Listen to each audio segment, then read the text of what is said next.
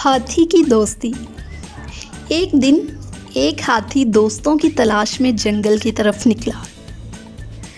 रास्ते में इसने एक बंदर को देखा और इससे कहा कि क्या तुम मेरे दोस्त बनोगे। बंदर ने कहा, तुम बहुत बड़े हो और मेरी तरह उछल कूद नहीं कर सकते और ना ही तुम दरख्तों से झूल सकते हो, लिहाजा मैं तुमसे दोस्ती करने से इनकार करता हूँ। हाथी आगे बढ़ने लगा। रास्ते में इसकी मुलाकात एक खरगोश से हुई। इसने खरगोश से भी दोस्ती की दरख्वास्त की। खरगोश ने ये कहते हुए इनकार कर दिया कि तुम मेरी बिल में खेलने के लिए बहुत बड़े हो। ये सुनकर हाथी आगे चलने लगा। चलते हुए रास्ते में हाथी की नज़र एक मेंढक पर पड़ी। इसने मेंढक से भी वही सवाल किया कि क्या तुम मुझसे दोस्ती करोगे। मेंढक ने कहा, माफ़ कीजिएगा साहिब, आप जिसामत में मुझसे बहुत बड़े हैं और आप मेरी तरह छलांग नहीं लगा सकते और ना ही तालाबों में सफ़र कर सकते हो, लिहाजा मुझे आपकी दोस्ती मंजूर नहीं है। हाथी परेशान हो गया और आगे अपने सफ़र की तरफ चलने लगा। चलते चलते इसकी नज़र एक लोमड़ी पर पड़ी।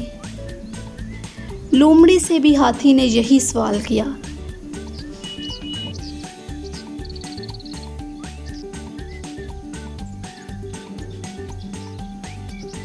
लोमड़ी ने कहा, माफ़ कीजिएगा जनाब, आप जिसामत के लिहाज से मुझसे बहुत बड़े हैं। मैं आप जैसे बड़े जानवर से दोस्ती हरगिज़ नहीं कर सकती।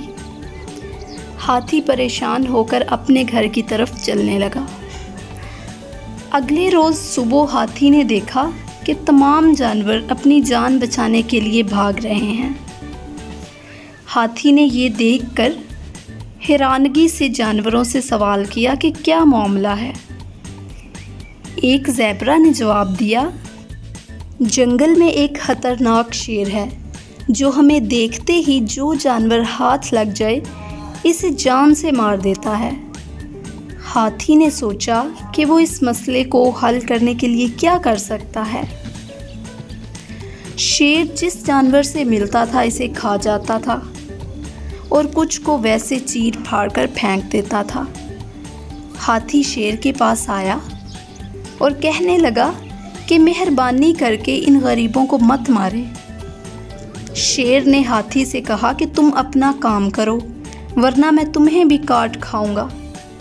ये सुनकर हाथी बहुत गुस्से में आ गया। इसने शेर को एक ज़ोरदार टांग मारी। शेर खौफज़दा होकर गिर पड़ा और अपनी जान बचाने के लिए भागने लगा। शेर हाथी के डर से और अपनी जान बचाने के लिए जंगल से कहीं दूर जाकर बसने लगा। ये देखकर तमाम जानवर बहुत खुश हुए और इन्होंने हाथी का शुक्रिया अदा किया और फिर हाथी को खुद दोस्त बनने के लिए कहा। हाथी ने इनकी दोस्ती की पेशकश को कबूल किया और सब जानवर आपस में दोस्त बन गए और फिर सब हंसी खुशी से रहने लगे।